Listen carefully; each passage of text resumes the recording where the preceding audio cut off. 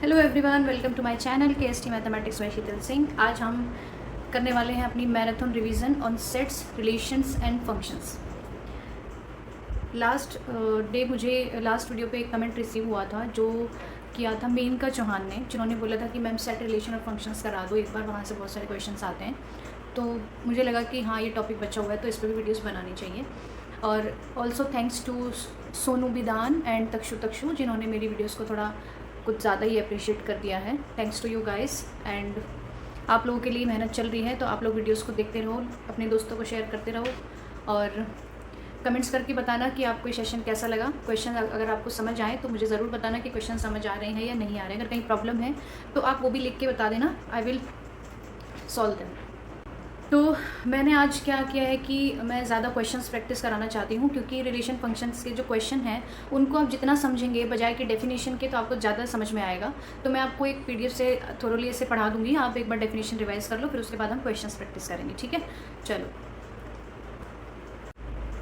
चलिए समझते हैं। हम सबसे पहले सेट्स समझते हैं। ठीक है, सेट्स में देखो, इसमें लिखा है set is well defined as a well defined collection of distinct objects. ठीक है, आपको सेट की डेफिनेशन को समझने के लिए सिर्फ इसी पॉइंट पे फोकस करना है कि जो हमारी कलेक्शन है ना, वो वेल डिफाइंड होनी चाहिए। वेल डिफाइंड कहने का मतलब ये है कि आपकी जो कलेक्शन है वो पर्सन टू पर्सन वेरी नहीं करनी चाहिए। फॉर एग्जाम्पल, अगर मैं आपको दो एग्जाम्पल देती हूँ, first one is the collection of students who scored more than 80% are intelligent. ठीक है, सेकंड मैंने आपको बोला the collection of most intelligent students of the class. तो आप मुझे बताओ कि दोनों कलेक्शन में से कौन सी कलेक्शन हमारी सेट बनाएगी और कौन सी कलेक्शन हमारी सेट नहीं बनाएगी। ये आप इसका आंसर मुझे कमेंट सेक्शन में ज़रूर लिखेंगे, इन दोनों में से कौन सी जो कलेक्शन है वो सेट बनाती है और कौन सी कलेक्शन सेट नहीं बनाती है। मैं आपको समझा रही हूँ कि सेट जो है, हमेशा सेट की डेफिनेशन को आपको वेरीफाई करना है। किसी भी कलेक्शन में या किसी भी एग्जाम्पल में ये वेरीफाई करना है कि जो कलेक्शन हमें गिवन है वो पर्सन टू पर्सन वेरी नहीं करनी चाहिए। ठीक है, कि मान लो ऐसा ना हो कि आपके लिए कुछ और आंसर आ रहा है, मेरे लिए कुछ और आंसर आ रहा है। ठीक है जी, जैसे मान लो मैंने आपको एग्जाम्पल दिया कि 7 most beautiful places of India. ठीक है, अब 7 most beautiful places of India आपके हिसाब से कुछ और होंगे और मेरे हिसाब से कुछ और होंगे। तो यही एक एग्जांपल है कि कोई चीज़ अगर पर्सन टू पर्सन वेरी कर रही है तो वो जो कलेक्शन है वो हमारी वेल डिफाइंड नहीं होती, उस कलेक्शन को हम कभी भी सेट नहीं बोलते हैं। सेट, अब हम पढ़ते हैं types of sets. Types of sets में देखो, पहली बात तो फिर सेट में एलिमेंट कितने होते हैं, फाइनाइट होते हैं, इनफाइनाइट होते हैं। ठीक है, फाइनाइट है तो मतलब उतने एलिमेंट्स जिनको हम काउंट कर सकते हैं, जो काउंटेबल हैं उनको बोलेंगे फाइनाइट सेट बोलेंगे। और जिस सेट में एलिमेंट्स इनफाइनाइट, जैसे रियल नंबर्स का सेट, इंटीजर्स का सेट है, नेचुरल नंबर्स का सेट है, ठीक है, तो इस टाइप के जो सेट होते हैं वो हमारे इनफाइनाइट सेट हो जाते हैं। टाइप्स ऑफ सेट में हम पढ़ रहे हैं कि एम्प्टी सेट क्या होता है, सिंगलटन सेट क्या होता है। एम्प्टी सेट तो नाम से समझ आ गया होगा, नल सेट, वॉइड सेट, जिसके अंदर कोई भी एलिमेंट एग्जिस्ट नहीं करता, उसको हम 5 से डिनोट करते हैं, या फिर आप उसको ऐसे करली ब्रैकेट, खाली करली ब्रैकेट में लिख सकते हैं। ठीक है, अब उसके बाद हमारे पास आता है कि सिंगलटन सेट क्या होता है। सिंगलटन सेट वो सेट होता है जिसके अंदर कितने एलिमेंट आते हैं, सिर्फ एक ही एलिमेंट आता है। ठीक है, सिंगलटन सेट के अंदर सिर्फ एक ही एलिमेंट अगर हमारे पास सेट में लिखा है इस तरीके से 5, जैसे एग्जांपल दे रखा है a = 5, तो ये हमारा सिंगलटन सेट हो गया। फाइनाइट सेट मैंने अभी बताया था आपको कि जिसमें इतने जिस सेट में उतने एलिमेंट हो जो हम काउंट कर सकें उसको फाइनाइट बोलते हैं। वो सेट जिसके अंदर इतने एलिमेंट है कि हम उनको काउंट ही नहीं कर पा रहे हैं तो उसको क्या बोलेंगे, infinite set. For example, set of all prime number, set of all even number, set of all odd numbers, तो ये सारे नंबर क्या है, इनफाइनाइट सेट बनाते हैं। इक्वल सेट क्या होते हैं, इक्वल सेट के लिए ये कंडीशन होती है कि a = b अगर हमने लिखा है, अगर मैंने सेट a को सेट b के बराबर मैंने बोला है, तो इसका मतलब ये है कि x सेट के अंदर जितने भी एलिमेंट है ना, सारे के सारे एलिमेंट b के अंदर भी होनी चाहिए। एक भी एलिमेंट ऐसा नहीं होना चाहिए जो a में आ रहा हो और b में नहीं आ रहा हो। ठीक है, तो फिर वो इक्वल नहीं हो सकते। ठीक है, इक्वल सेट वही होते हैं जिनकी कार्डिनैलिटी भी सेम होती है और जो उसके कॉरस्पॉन्डिंग एलिमेंट्स हैं वो भी सेम होते हैं। कार्डिनैलिटी का मतलब होता है कि number of elements in a set, एक सेट में कितने एलिमेंट्स होते हैं उसको हम कार्डिनलिटी ऑफ ए सेट बोलते हैं। तो इक्वल सेट का मतलब क्या हुआ, जैसे इक्वल सेट और इक्विवेलेंट सेट में यही डिफरेंस होता है कि इक्वल सेट वो सेट होता है जिन दो सेट्स की कार्डिनलिटी भी सेम आती है, मतलब number of elements in A = number of elements in B भी रहेगा, और जो कोरस्पॉन्डिंग एलिमेंट्स है, इट मीन्स जो एक्स में, अगर मान लो आपने ए में लिखा x y z या नेचुरल नंबर्स का सेट बना दिया, तो बी भी नेचुरल नंबर्स का सेट ही होना चाहिए। उसके में कोई भी एक ऐसा एलिमेंट नहीं आना चाहिए जो अलग हो। ऐसा नहीं हो कि मान लो आपने ए में लिखा 1 2 3 और फिर बी में आपने लिख दिया यहाँ पे 3 4 5, तो देखो दोनों की कार्डिनलिटी तो सेम है, ए में भी 3 एलिमेंट है, बी में भी 3 एलिमेंट है। तो कुछ बच्चे सोचेंगे दोनों में 3 तो एलिमेंट है तो बराबर ही होंगे सेट। नहीं जी, ये सेट इक्विवेलेंट सेट होते हैं, इक्वल नहीं होते। इक्विवेलेंट का मतलब होता है कि नंबर ऑफ कार्डिनलिटी तो हमारी सेम है, लेकिन कोरस्पॉन्डिंग जो हमारे एलिमेंट्स हैं वो कुछ भी हो सकते हैं, वो डिफर कर सकते हैं, ठीक है। जैसे ए में मैंने 1 2 3 लिया था, बी में मैंने 3 4 5 लिया, तो ये दोनों सेट जो है इक्वल नहीं हो सकते, इक्विवेलेंट हो सकते हैं। आया आपको समझ में? अब उसके बाद हमारा जो सेट है वो क्या है? Universal set.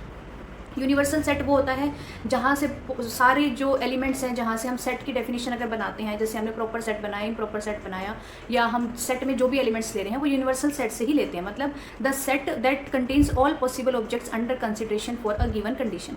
मतलब कहने का ये है कि जितने भी पॉसिबल ऑब्जेक्ट्स हैं वो सारे के सारे एक बड़ा सा सेट होता है जिसको हम यूनिवर्सल बोलते हैं, फिर उसके अंदर से ही हम सेट निकालते हैं, ABC ऐसे करके, ठीक है।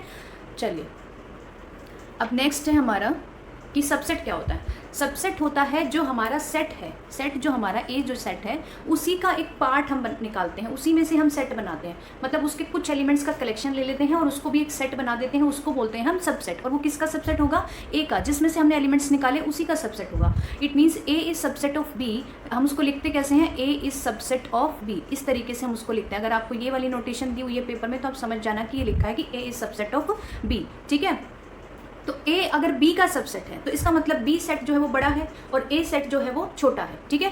मतलब बी में से हमने ए को बाहर निकाला है, समझ आया? उसके बाद देखो प्रॉपर सबसेट और सबसेट में क्या डिफरेंस है। प्रॉपर सबसेट का मतलब होता है कि बी के अंदर कोई ना कोई एक या एक से ज़्यादा ऐसा एलिमेंट एग्जिस्ट करेगा जो ए में नहीं होगा, ठीक है। जैसे मान लो हमारा जो बी सेट है वो है 1 2 और 3 और मैंने ए सेट बनाया, इसी सेट में से वो मैंने लिया 2 और 3। तो जो मेरा ए सेट है वो बी का सबसेट तो है ही क्योंकि इसी में से निकाला है, लेकिन क्या वो प्रॉपर सबसेट है? हाँ जी बिल्कुल प्रॉपर सबसेट है। क्यों? क्योंकि देखो बी के अंदर एक एलिमेंट है 1 जो ए में नहीं आ रहा है, मतलब ये प्रॉपरली इसके इक्वल नहीं आएगा, लेकिन इसी का सबसेट होगा, तो उसको क्या बोलेंगे हम? Proper subset. जो ए के इट मीन्स ए बी के इक्वल नहीं होता है, यही कंडीशन इसमें लिखी हुई कि ए नॉट इक्वल टू बी है, लेकिन जो ए है वो प्रॉपरली कंटेन्ड होगा बी के अंदर, ठीक है।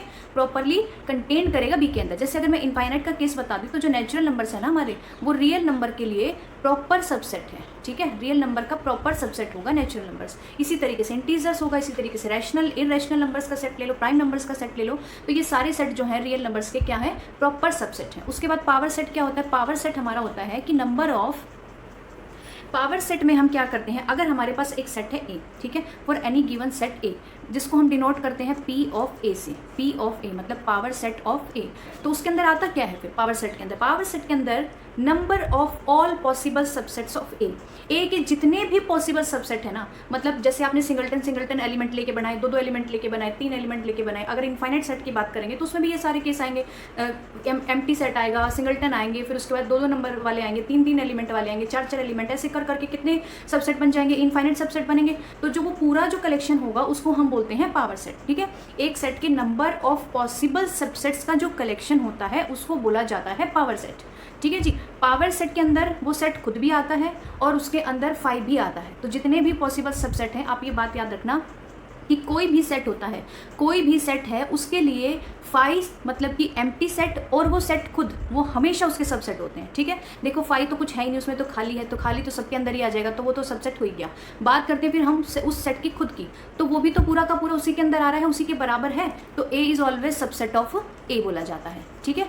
चलिए अगर किसी चीज़ में कोई डाउट हो तो आप पूछ सकते हैं, कमेंट सेक्शन में लिख देना, मैं आपका डाउट वहाँ से क्लियर कर दूँगी। अब आपके एग्जाम में ये जो क्वेश्चन है ना कि total number of elements in power set बताओ, सिर्फ यही पूछा है 2 बार। रिपीटेड क्वेश्चन है ये आपके एग्जाम में, रिपीट करा गया है सेम क्वेश्चन, कुछ भी नहीं है इसमें, सिर्फ ये पूछा है कि पावर सेट ऑफ ए की कार्डिनलिटी क्या होगी, मतलब उसको पावर सेट ऑफ ए के कितने एलिमेंट्स होंगे। अगर हमने एक सेट के अंदर सबसेट डाल दिए तो वो जो सबसेट है वो पावर सेट के लिए एज अ एलिमेंट्स काम करेंगे, ठीक है। तो इसलिए मैं बोल रही हूँ number of elements in the power set, कहने का मतलब है कि एक सेट के कितने नंबर ऑफ पॉसिबल सबसेट्स हैं वो कैसे निकालते हैं हम, 2n। सेम यही हमारा फॉर्मूला होता है नंबर ऑफ सबसेट निकालने का, क्योंकि जितने नंबर ऑफ सबसेट बनेंगे वही सारे पावर सेट के अंदर आएंगे, तो वही कार्डिनलिटी हो जाएगी पावर सेट की। उसके बाद प्रॉपर सबसेट की बात करें तो प्रॉपर सबसेट में से 2⁻⁻1 क्यों किया है? क्योंकि 1 उसमें से वो सेट खुद निकाला है, हमें वो जो पूरा सेट है वो निकालना पड़ेगा। क्यों? देखो टोटल सबसेट मेरे 2n बने, उसमें से 1 माइनस किया, जैसे मैंने आपको बताया था कि A is properly contained in B, अगर ऐसा लिखा है तब हम बोलते हैं कि ए जो है वो क्या है, प्रॉपर सबसेट है। मतलब पूरा का पूरा जो बी जो है ये भी तो बी का सबसेट होगा ना, B is always subset of B. तो इस जो पूरा जो सेट है हमारा बी को, उसको हमने माइनस कर दिया और बाकी जितने भी सबसेट से थे उनमें से टोटल सबसेट में से मैंने बी को माइनस कर दिया, तो मेरे कितने प्रॉपर सबसेट हमारे यहाँ से आ जाएंगे। ठीक है, फॉर एग्जाम्पल देखो, एग्जाम्पल दिया हुआ हमारे पास 1 2 3 जैसे था, कार्डिनलिटी कितनी है 3 है, तो टोटल नंबर ऑफ सेट निकालोगे तो 2⁻³ करोगे। ये जो केस है ये फाइनाइट के लिए है। अगर आपके सेटअप की cardinality n is equal to 3 दिया है तो सीधा सीधा n की वैल्यू लिखो, पावर सेट की कार्डिनलिटी कितनी हो जाएगी 2⁻3। ठीक है, नंबर ऑफ प्रॉपर सेट कितने आएंगे 2⁻3 - 1। अगर इनफाइनाइट की बात करेंगे तो उसका आंसर हमेशा इनफाइनाइट आने वाला है। कहीं आप क्वेश्चन में आपको इनफाइनाइट के लिए पूछे कि number cardinality of power set की बताओ और ए जो सेट है वो इनफाइनाइट दिया है, आप 2⁻n कर रहे हो, फिर n आपको पता ही नहीं। अगर आप वो भी देखेंगे तो 2⁻, अगर मैं नेचुरल नंबर्स की बात करूँ तो नेचुरल नंबर्स का जो कार्डिनलिटी होती है उसको डिनोट किया जाता है एलिफ नोट से। ठीक है, एलिफ नोट से, तो 2⁻, एलिफ नोट अगर हम करते हैं तो वो सी के इक्वल आता है। सी क्या होता है, कॉन्टिनम इसको बोलते हैं हम। ये जो नोटेशन है ना, इनफाइनाइट सेट्स की नोटेशन होती है। 2⁻, एलिफ नोट जो है सी के बराबर, मतलब एलिफ नोट भी हमारा क्या है, अनकाउंटेबल। जो एलिफ नोट होता है ना वो काउंटेबली इनफाइनाइट के लिए यूज़ किया जाता है, और जो सी जो होता है वो अनकाउंटेबल के लिए यूज़ किया जाता है। ठीक है, काउंटेबली इनफाइनाइट। चलिए अब नेक्स्ट हम पढ़ेंगे कार्टेशियन प्रोडक्ट। ठीक है, कार्टेशियन प्रोडक्ट। अब हम दो सेट उठाएंगे और वहाँ से हम क्या करेंगे, कार्टेशियन प्रोडक्ट बनाएंगे। चलो, कार्टेशियन प्रोडक्ट कैसे बनाते हैं, दो सेट हमारे पास हैं। पहली बात तो अब हम जितनी भी आगे डेफिनेशन पढ़ने वाले हैं वो सारी डेफिनेशन हम दो सेट पे बात करेंगे, ए सेट और बी सेट। ठीक है, कार्टेशियन प्रोडक्ट हो रिलेशन हो या फंक्शंस हो। तो कार्टेशियन प्रोडक्ट और उसकी प्रॉपर्टीज़ अगर मैं आपको बताऊँ कि क्या होती है, कार्टेशियन प्रोडक्ट में पहली बात तो ऑर्डर्ड पेयर्स आते हैं। ऑर्डर्ड पेयर्स क्योंकि हमने दो सेट की बात की है तो मतलब दोनों सेट में से एलिमेंट्स लेने पड़ेंगे। ठीक है, ए क्रॉस बी के किस टाइप के एलिमेंट्स आते हैं, सॉरी ये ब्रैकेट आएगी A, B टाइप की। ठीक है, A, B टाइप के जो ऑर्डर पेयर्स होते हैं वो हमारे A क्रॉस B के अंदर एलिमेंट्स आते हैं। मतलब A क्रॉस B के अंदर जो है टपल्स में, पेयर्स में, ऑर्डर्ड पेयर्स में हमारे एलिमेंट्स होते हैं जो हमारे A क्रॉस B से बिलोंग करते हैं। तो कार्टेशियन प्रोडक्ट होता क्या है, जितने भी number of possible ordered pairs हैं हमारे A और B से, जितने भी हम ऑर्डर्ड पेयर बना सकते हैं, जितने भी पॉसिबल हैं, 5 हैं, 10 हैं, 50 हैं, 100 हैं, जितने भी, इनफाइनाइट है तो इनफाइनाइट, जितने भी number of possible ordered pairs हैं हमारे A और B से के सेट के एलिमेंट्स से बनेंगे, उस कलेक्शन को हम बोलते हैं कार्टेशियन प्रोडक्ट। ठीक है, कार्टेशियन प्रोडक्ट की डेफिनेशन ये लिखी हुई है, A cross B is equal to A, B, मतलब कि पेयर्स हैं हमारे। A जो है हमारा A से बिलोंग करता है, B जो है हमारा सेट B से बिलोंग करता है। अब इसने ये जो डेफिनेशन लिखी है इससे आपको ये समझ आया कि इसका कहने का मतलब क्या है। कहने का मतलब ये है कि A और B से एलिमेंट उठाने और जितने भी पेयर्स हैं सारे पेयर्स का आपको कलेक्शन लेना है। ठीक है, तो फिर कार्टेशियन प्रोडक्ट की कार्डिनलिटी क्या होगी, अगर इनफाइनाइट सेट की बात कर रहे हैं A और B, अगर इनफाइनाइट है तो इनफाइनाइट ही आएंगे, अगर फाइनाइट है तो आप सीधा सीधा जितने A में एलिमेंट्स हैं और जितने B में एलिमेंट्स हैं उनको आप मल्टीप्लाई कर दो, सीधा सीधा आपकी cardinality of A cross B यहाँ से आ जाएगी। ठीक है, अब A क्रॉस B की जो है एक सबसे इंपॉर्टेंट प्रॉपर्टी होती है कि A क्रॉस B कभी भी B क्रॉस A के इक्वल नहीं होता। ठीक है, A क्रॉस B जो है वो कभी भी B क्रॉस A के इक्वल नहीं होता। अगर आप ऑर्डर्ड पेयर बना रहे हैं तो जो हमारा पेयर का पहला एलिमेंट है वो सेट A से आता है और जो दूसरा एलिमेंट है वो सेट B से आता है। अगर हम इसके ऑर्डर्ड पेयर बनाएंगे तो जो पहला एलिमेंट है वो A से आएगा, दूसरा एलिमेंट B से आएगा। लेकिन जब मैं B क्रॉस A बनाऊंगी तो पहला एलिमेंट B से आएगा और दूसरा एलिमेंट कहाँ से आएगा, A से आएगा। तो कैसे बराबर आ जाएंगे, बराबर आ ही नहीं सकते। ये दोनों बराबर सिर्फ तभी होते हैं जब ये दोनों सेट बराबर हैं। अगर मेरा A is equals to B है तभी मेरा A क्रॉस B जो है B क्रॉस A के इक्वल आता है। इस टाइप की प्रॉपर्टीज़ पे बेस्ड भी क्वेश्चन पूछे जा सकते हैं। तो ये आपकी कॉन्सेप्चुअल नॉलेज को टेस्ट किया जाएगा। फिर देखो, अब उसके बाद फिर ये मैंने आपको सारी प्रॉपर्टीज़ यहाँ पे लिखी हुई है कि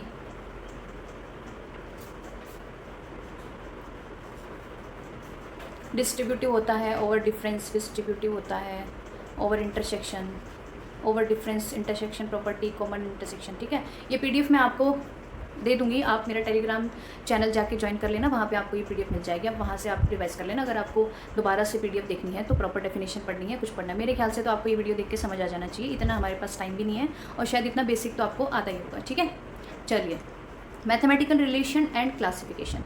तो फिर हमारी रिलेशन किस किस टाइप की होती है वो हम पढ़ेंगे। बहुत इंटरेस्टिंग टॉपिक है। रिफ्लेक्सिव रिलेशन क्या होता है, इररिफ्लेक्सिव रिलेशन, सिमेट्रिक, असिमेट्रिक और ट्रांजिटिव रिलेशन, इक्विवेलेंस रिलेशन। ठीक है, ये क्या होता है।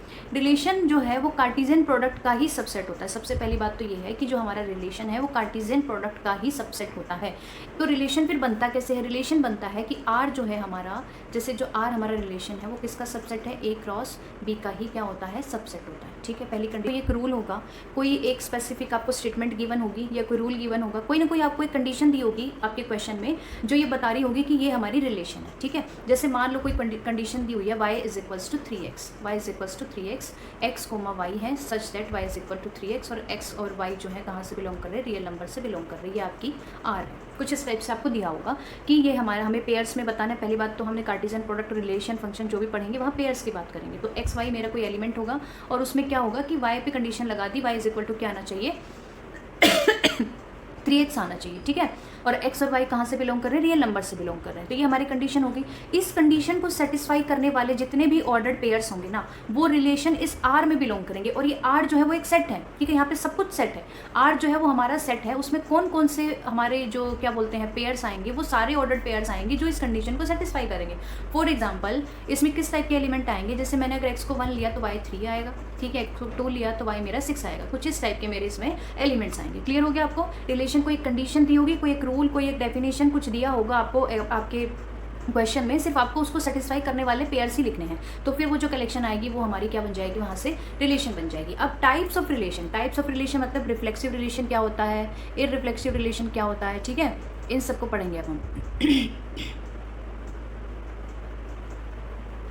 सबसे पहले है रिफ्लेक्सिव रिलेशन। रिफ्लेक्सिव रिलेशन का मतलब है every single element in A must be related to itself. इसका मतलब अगर सेट के अंदर 4 एलिमेंट हैं, फॉर एग्जांपल मैं फाइनाइट का केस लेके इसलिए समझा रही हूँ तो ताकि जो है डेफिनेशन आपके दिमाग में क्लियर हो जाए, क्योंकि आपको एग्जाम में डेफिनेशन ही नहीं पता होगी ना उस चीज़ की, तो आप अपना दिमाग नहीं लगा पाएंगे इसमें कि इसको कैसे चेक करना है। अगर आपको डेफिनेशन पता होगी, आपको ये चीज़ पता है कि रिफ्लेक्सिव रिलेशन में हमें ये चेक करना है कि सेट के अंदर अगर 5 एलिमेंट है तो पांचों एलिमेंट का खुद के साथ पेयर होना चाहिए। खुद के साथ जो रिलेशन मतलब कि a, b, b, c, c, d, इस टाइप के जो एलिमेंट्स आएंगे वो सारे के सारे एलिमेंट्स के लिए आने चाहिए। फॉर एग्जाम्पल अगर आपके पास एक रिलेशन दी हुई है जिसमें जो सेट ए पे डिफाइंड है और ए के अंदर 3 एलिमेंट है 1, 2 और 3, और इस रिलेशन में आपको 1, 1 दिया है और 2, 2 दिया है। ठीक है, तो क्या ये रिफ्लेक्सिव रिलेशन होगी। कुछ बच्चे सोचेंगे हाँ 1, 1 आ रहा है, 2, 2 आ रहा है तो ये रिफ्लेक्सिव रिलेशन हो जाएगी। नहीं होगी।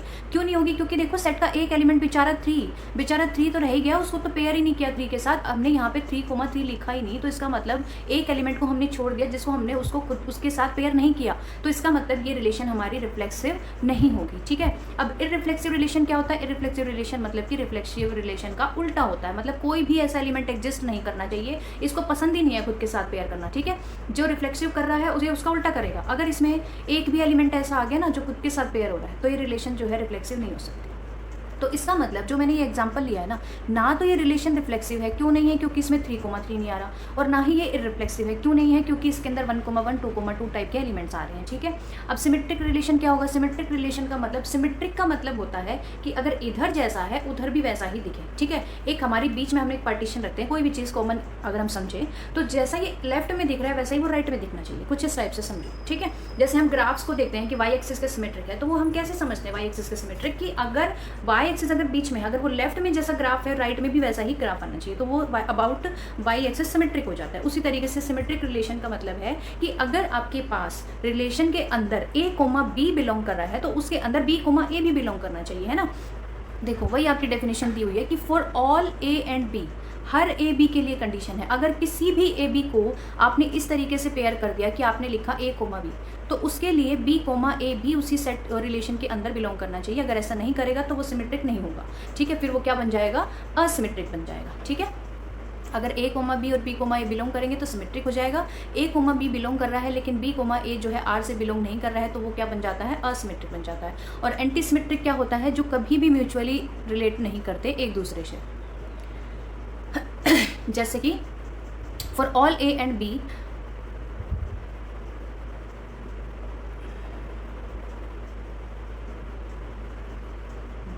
एंटी सिमेट्रिक फिर क्या होता है, एंटी सिमेट्रिक होता है कि कोई भी 2 डिस्टिंक्ट एलिमेंट्स जो है वो म्यूचुअली रिलेटेड ना करें। फॉर एग्जाम्पल कि अगर मेरे पास A कोमा B बिलोंग कर रहा है और B कोमा A भी बिलोंग कर रहा है, तो ये कंडीशन सिर्फ और सिर्फ उस केस में हो सकती है जब A इक्वल टू बी हो, ठीक है। अगर ऐसा आ रहा है तो A इक्वल टू बी होना चाहिए। बेसिकली कहने का मतलब ये है कि आप A कोमा A टाइप और B कोमा B टाइप के एलिमेंट्स ले सकते हैं, लेकिन दोनों एलिमेंट अलग अलग हो, मान लो 1 2 और 2 2 1, इस टाइप के एलिमेंट इसमें नहीं आने चाहिए, ठीक है। ट्रांजिटिव रिलेशन क्या होता है? ट्रांजिटिव रिलेशन होता है कि A B से रिलेटेड, B C से रिलेटेड, फिर उसके बाद क्या किया, A और C को रिलेट कर दिया। कैसे? देखो, अगर हमारे पास इस टाइप के पेयर आ रहे हैं कि A कोमा B आ रहा है और B कोमा C आ रहा है, ठीक है। अगर आपकी किसी भी रिलेशन में आप चेक करना कि इस टाइप के एलिमेंट है कि A कोमा B और B कोमा C है, तो आपको तुरंत चेक करना है कि क्या A कोमा C भी उस रिलेशन के अंदर बिलोंग कर रहा है। अगर ऐसा कर रहा है तो वो जो रिलेशन है हमारी क्या बन जाती है, फिर ट्रांजिटिव रिलेशन बन जाती है, ठीक है। कोई भी ऐसा पेयर अगर हमारा बच गया जिसमें A B और B C तो आ रहे हैं लेकिन A C नहीं आया, तो फिर वो हमारी रिलेशन ट्रांजिटिव नहीं हो सकती। अब इक्विवेलेंस रिलेशन की अगर मैं बात करूँ, इक्विवेलेंस रिलेशन की मैं बात करूँ तो वो रिलेशन जो रिफ्लेक्सिव, सिमेट्रिक और ट्रांजिटिव तीनों होती है उसको बोलते हैं इक्विवेलेंस। मतलब कि कहने का मतलब ये है कि ये बहुत ही सुंदर रिलेशन है जिसके अंदर A comma A, B comma B and C comma C इस टाइप के एलिमेंट्स आएंगे। फिर अगर मैं लिखती हूँ कि A कोमा B है तो देखो सिमेट्रिक है, तो इसका मतलब अगर मैंने A कोमा B लिया तो मुझे B कोमा A भी लेना पड़ेगा, है ना। अगर मैंने A कोमा C लिया तो मुझे B कोमा C भी लेना पड़ेगा। अगर मैंने C कोमा A लिया तो इसका मतलब A कोमा C भी लेना पड़ेगा, वो पहले से ही आ चुका है। और अगर मैंने B कोमा C लिया तो मुझे मतलब C कोमा B भी लेना पड़ेगा, ये तो पहले ले चुके हैं, तो C कोमा B भी लेना पड़ेगा, ठीक है। अब ट्रांजिटिव कैसे होगा? अगर मेरे पास A B आ रहा है, B आ रहा है, तो A आना चाहिए, वो पहले से ही है। अगर मेरे पास A C आ रहा है, B C आ रहा है, तो इसका मतलब मेरे पास क्या आना चाहिए यहाँ पे, अगर मेरे पास A C और C भी आ रहा है तो इसका मतलब A भी आना चाहिए, वो भी आ रहा है। तो आपको इस तरीके से चेक करना है कि ये जो रिलेशन जो है रिफ्लेक्सिव है, सिमेट्रिक है और ट्रांजिटिव है, तो हमारी रिलेशन क्या हो जाएगी, इक्विवेलेंस रिलेशन हो जाएगी, ठीक है। अब इनको हम काउंट कैसे करेंगे, इनके लिए भी कोई फॉर्मूला होगा, है ना। देखो, ये आपकी टेबल है जिसमें मैंने आपको सारे जो है किस टाइप से रिलेशंस को काउंट करना है वो दे रखा है। टोटल बाइनरी रिलेशन मतलब कि अगर आपके सेट में n एलिमेंट्स दिए हैं, कार्डिनलिटी ऑफ A अगर आपकी n है, तो total number of binary operations relations कितने आएंगे, 2n², ठीक है। टोटल नंबर ऑफ सबसेट कितने आ रहे थे, 2n, total number of relation कितने आ रहे हैं, 2n² आ रहा है। अब रिफ्लेक्सिव ये टेबल देखो आपको खुद ही याद करनी पड़ेगी, मेरे याद करने से तो आपका एग्जाम में काम नहीं आएगा, तो एक बार आप इसको देख लो थोड़ा सा और अच्छे से याद कर लो, ठीक है।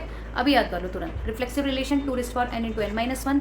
रिफ्लेक्सिव और इररिफ्लेक्सिव दोनों की काउंटिंग सेम होती है। फंक्शन क्या होता है, देखो फंक्शन होती है एक मैपिंग, आपको बस इतना याद रखना है। फंक्शन में हम क्या करते हैं, मैप करते हैं एलिमेंट्स को, एक सेट के एलिमेंट को हम दूसरे सेट के एलिमेंट्स के ऊपर मैप करते हैं। कैसे? देखो, जैसे आपका मान लो इस तरीके से एक सेट है A और दूसरा सेट है मेरा B, ठीक है। यहाँ पे x और y लिखा है तो आप यहाँ पे x और y ले लो, ये x ले लो, ये y ले लो, ठीक है।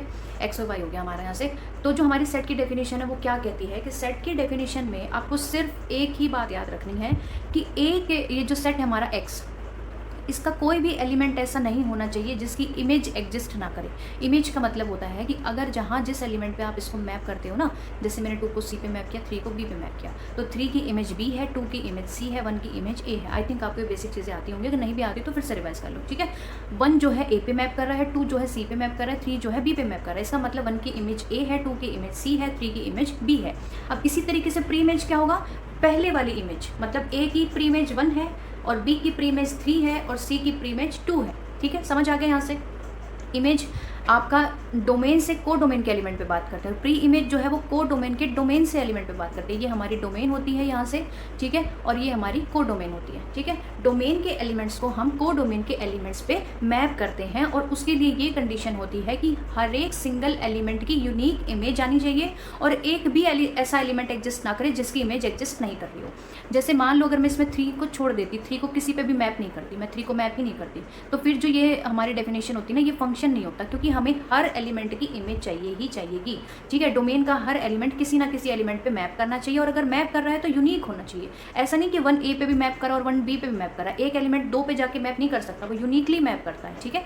Exactly 1 unique element y belongs to y for every single element x belongs to x। समझ आ गया। अब इसके बाद डोमेन क्या होता है, फिर डोमेन मैंने आपको बताया, जो ये एक्स सेट है वो हमारा डोमेन है, जहाँ से जहाँ हम मैप कर रहे हैं वाई हमारा को डोमेन है। और रेंज जो है, रेंज जो फंक्शन की होती है वो को डोमेन का ही सबसेट होता है। रेंज हमेशा किसका सबसेट होता है? को डोमेन का सबसेट होता है। इसका मतलब ये हुआ कि अगर आपका एक सेट है यहाँ पे एक्स जिसके एलिमेंट है 1 और 2, ठीक है, यहाँ पे मेरा सेट है वाई जिसके एलिमेंट है 3, 4 और 5, ठीक है, इसके अंदर 3 एलिमेंट आ रहे हैं। 1 को मैंने 2 पे मैप किया, 2 को मैंने 4 पे मैप कर दिया। इसका मतलब फंक्शन बन गया, हर एलिमेंट की यूनिक इमेज आ रही है और हर एलिमेंट जो है यूनिकली किसी एलिमेंट पे इमेज मैप भी कर रहा है। कोई एलिमेंट ऐसा छूटा भी नहीं है जिसकी मैपिंग नहीं एग्जिस्ट करती। तो मतलब ये फंक्शन तो हो गया मेरा, ठीक है, ये मैपिंग फंक्शन तो हो गई। लेकिन ये डोमेन ये हमारी डोमेन हो जाएगी, ये को डोमेन हो जाएगी। और रेंज हमारी यहाँ से क्या आ रही है? 3,4 आ रही है। मतलब वो एलिमेंट्स जिनके ऊपर डोमेन का कोई ना कोई एलिमेंट मैप कर रहा है, उन एलिमेंट्स की कलेक्शन को हम क्या बोलते हैं? रेंज बोलते हैं। रेंज मतलब लास्ट में कहाँ कहाँ एलिमेंट मैप किए, किस किस पे मैप किए, रेंज में वही तो आएगा। अब जो ये 5 बेचारा बच गया जो को डोमेन के अंदर एक्स्ट्रा पड़ा हुआ है, ये रेंज में आ ही नहीं सकता क्योंकि इसके ऊपर किसी भी एलिमेंट ने मैप नहीं किया, तो रेंज में आएगा ही नहीं। लेकिन ये को डोमेन में आएगा, ठीक है। को डोमेन में अगर कोई एलिमेंट बच जाता है जिसके ऊपर किसी भी एलिमेंट ने मैप नहीं किया तो उसको कोई प्रॉब्लम नहीं है, वो बेचारा सहन कर लेता है। लेकिन डोमेन सहन नहीं करता। डोमेन को चाहिए कि मेरे सारे एलिमेंट कहीं ना कहीं मैप करने चाहिए, ठीक है जी। अब देखो फिर 1 1 फंक्शन क्या है? 1 1 ऐसे याद करो, 1 1 मतलब कोई एक एलिमेंट किसी दूसरे एक यूनिक एलिमेंट पे मैप करेगा। दो डिफरेंट एलिमेंट कभी भी सेम एलिमेंट पे मैप नहीं कर सकते। दो डिफरेंट एलिमेंट, अगर आपने x1 x2 लिया तो दो डिफरेंट एलिमेंट कभी भी सेम एलिमेंट पे मैप नहीं कर सकते, ठीक है। बस इतनी बात समझ लो, वही होता है 1 1। दो डिफरेंट एलिमेंट कभी भी सेम एलिमेंट पे मैप नहीं कर सकते, ठीक है। 1 1 कहने का मतलब ये है कि अगर x1 y1 पे मैप कर रहा है तो x2 के लिए कोई और एलिमेंट होगा जिस पे ये मैप कर रहा होगा, ये y1 पे मैप नहीं कर सकता, तो इसका मतलब इसको मैं y2 पे मैप करा दूँ, ठीक है, फिर ये 1 1 हो जाएगा। मतलब डिफरेंट एलिमेंट्स जो है उनकी मैपिंग डिफरेंट आनी चाहिए। अगर मैपिंग अलग अलग है, जैसे मैंने मान लो यहाँ पे for all x1 x2 belongs to x लिया, तो मतलब ये कह रहा है कि अगर fx1 इक्वल टू fx2 आ गया, किसी भी केस में अगर ऐसा हो गया कि fx1 is equal to fx2 आ रहा है, मतलब मैपिंग सेम आ रही है दो एलिमेंट्स की, तो इसका मतलब फर्दर ये होगा कि वो दोनों एलिमेंट बराबर ही होंगे, फिर वो डिफरेंट तो नहीं हो सकते, क्योंकि 1 1 होने के लिए यही कंडीशन है कि डिफरेंट एलिमेंट सेम पे मैप नहीं कर सकते। अगर उनकी मैपिंग सेम है तो वो एलिमेंट भी सेम होंगे, फिर यही हमारी कंडीशन है, इसका भी यही मतलब है, ठीक है। ऑन टू फंक्शन सर्जेक्टिव भी बोलते हैं इसको हम, 1 1 फंक्शन को इंजेक्टिव बोलते हैं, और जो 1 1 और ऑन टू दोनों हो जाता है उसको बाइजेक्टिव बोलते हैं। 1 1 को इंजेक्टिव बोलते हैं, ऑन टू को सर्जेक्टिव बोलते हैं। सर्जेक्टिव का मतलब है जब रेंज हमारी को डोमेन के बराबर हो जाए। रेंज को डोमेन के बराबर होने का मतलब क्या है? अभी जब मैंने आपको समझाया था पीछे कि जैसे हमने ये अपना एग्जाम्पल लिया था, ये वाला है ना, हमने एग्जाम्पल लिया था, मैं इसको और अच्छे से समझा देती हूँ आपको, ठीक है। देखो मान लो कि मैंने यहाँ पे एक फंक्शन बना दिया x से y पे, ठीक। यहाँ पे मैंने 1 2 3 लिया, यहाँ पे मैंने लिया a b c और d, ये ले लिया यहाँ पे 4, ठीक है। 4 एलिमेंट यहाँ, 4 एलिमेंट यहाँ। अगर मैंने सबको कहीं ना कहीं मैप कर दिया, किसी को किसी पे, किसी को किसी पे, यूनिकली मैंने मैप कर दिया, ये फंक्शन दिख रहा है आपको, सबकी मैपिंग एग्जिस्ट कर रही है, फंक्शन हो गया। ऑन टू चेक करना है। ऑन टू का मतलब ये जो हमारी को डोमेन है, ये जो मेरी को डोमेन है वो किसके बराबर हो जानी चाहिए? रेंज के बराबर। इसका मतलब को डोमेन के अंदर एक भी एलिमेंट ऐसा एग्जिस्ट ना करे जिसकी प्री इमेज एग्जिस्ट ना करती हो, सिर्फ ये डेफिनेशन है। को डोमेन के अंदर एक भी एलिमेंट ऐसा नहीं होना चाहिए जिसकी प्री इमेज एग्जिस्ट ना करे। देखो इस केस में तो सबकी प्री इमेज एग्जिस्ट कर रही है, ए की 1 है, बी की आप देखेंगे 3 है, सी की आप देखेंगे तो प्री इमेज 2 आ रही है, डी की प्री इमेज 4 आ रही है। लेकिन अगर मैं एक ऐसा एग्जांपल दे दूं आपको कि 1 2 3 और यहाँ पे ए और बी, मैंने ए को 1 पे मैप कर दिया, बी को 3 पे मैप कर दिया, लेकिन अब आप इस केस में देखेंगे इस को डोमेन में जो 2 एलिमेंट है ना, उसकी कोई प्री इमेज ही नहीं है, उस पर किसी एलिमेंट ने मैप ही नहीं किया, तो इसको आ जाएगा फिर गुस्सा। ये बोलेगा कि मैं को डोमेन हूँ और मेरा जो है मुझे रेंज के बराबर ही नहीं करा। रेंज के बराबर कब नहीं करा? कैसे नहीं करा? कैसे नहीं किया बताओ? 2 को छोड़ दिया, 2 पे किसी को मैप ही नहीं कराया। अब हमारे पास डोमेन में एलिमेंट ही नहीं है, हम कहाँ से मैप कराएं? अगर मेरे पास डोमेन में एलिमेंट होता भी, सी होता, और मैं सी को भी ए पे मैप कर देती, सॉरी 1 पे मैप कर देती, तब भी ये जो मैपिंग है हमारी ऑन टू नहीं होती, क्योंकि हमने ऑन टू में सिर्फ ये देखना है, को डोमेन पे फोकस करना है। को डोमेन अगर रेंज के बराबर नहीं आ रही, इस केस में रेंज हमारी 1 3 आ रही है, मतलब 1 और 3 की प्रीमेज एग्जिस्ट कर रही है, 2 की प्रीमेज एग्जिस्ट ही नहीं कर रही। तो अगर आपको एग्जांपल दिए होंगे ना, आगे हम जब एग्जांपल करेंगे आपको यही चेक करना है कि कोई ऐसा एलिमेंट मिल जाए जिसकी प्रीमेज एग्जिस्ट ना करे, तो वो फंक्शन हमारा फिर ऑन टू नहीं हो सकता। अब उसके बाद बात आती है कि बाइजेक्टिव फंक्शन क्या होते हैं। बाइजेक्टिव फंक्शन वो फंक्शन होते हैं जो 1 1 भी होते हैं और ऑन टू भी होते हैं। बहुत सुंदर फंक्शन होते हैं, मतलब हर अलग अलग एलिमेंट अलग अलग पे मैप कर रहा है और हर एलिमेंट की प्री इमेज एग्जिस्ट कर रही है, तो उसको बोलते हैं बाइजेक्टिव फंक्शन, ठीक है। अब उसके बाद प्रूफ ऑफ इंजेक्टिव और प्रूफ ऑफ सब्जेक्टिव। एग्जांपल मैंने लिया 3x+5, ठीक है, 3x+5 में सिंपल से एग्जांपल ले रही हूँ और फंक्शन हमारा कहाँ से कहाँ है, रियल नंबर से रियल नंबर पे जा रहा है। तो आपको ये चेक कैसे करना है, आपको अगर क्वेश्चन पेपर में चेक करना है तो आपको क्या लिखना है, यहाँ पे आप लिखेंगे 3x1 + 5 = 3x2 + 5। मान लो दो एलिमेंट की इमेज सेम है, तो देखो 5 से 5 कट गया और 3x1 = 3x2 आएगा, तो 3 से 3 भी कट जाएगा। तो इसका मतलब फर्दर हमारा क्या आ जाएगा, यहाँ से x1 = x2 आ जाएगा। ये कंडीशन सेटिस्फाई हो रही है, इसका मतलब फंक्शन मेरा 1 1 हो जाएगा। बहुत सारे एग्जाम्पल ऐसे होंगे जिसके अंदर आप सिंपली ऐसे नहीं कर पाएंगे, उनको आपको अलग तरीके से टैकल करना पड़ेगा। वो हम अभी एग्जाम्पल करने वाले हैं, आपको सब समझ आ जाएगा, ठीक है। PYQ सारे करेंगे।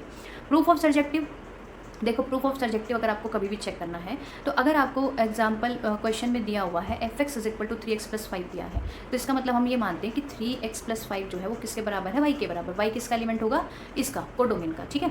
तो हमें अगर ऑन टू चेक करना है तो हम x की वैल्यू निकालते हैं, x की वैल्यू। अब ये y की वैल्यू, तो मैं इसको x की वैल्यू निकालूंगी। x की वैल्यू क्या आएगी, y - 5/3, ठीक है, x की वैल्यू ये आएगी।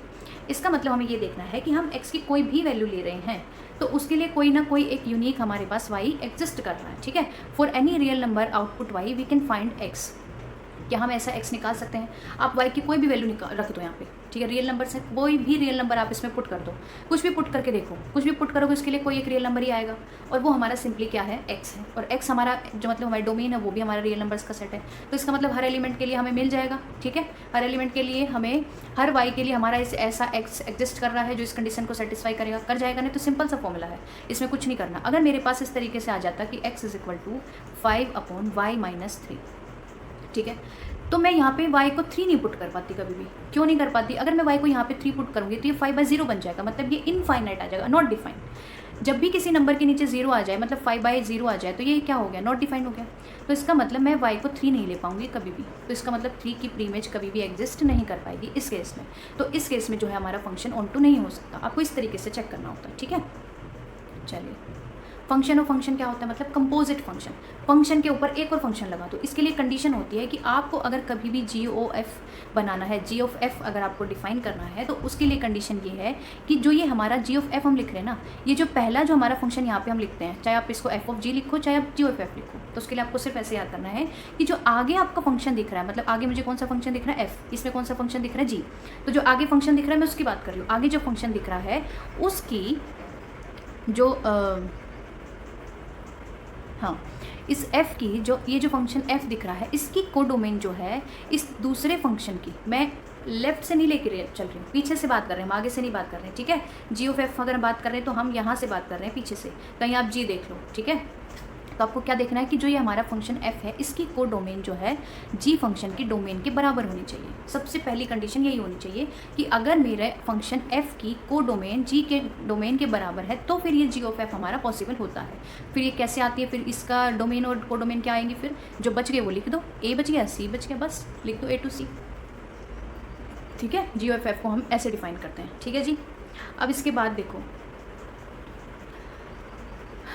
डोमेन और रेंज मैंने आपको समझा दिया है कि क्या होता है। ग्रेट, हाँ, कुछ किसी ने मुझसे पूछा था कि ग्रेटेस्ट इंटीजर फंक्शन समझा दो, ग्रेटेस्ट इंटीजर फंक्शन समझा दो, क्या होता है।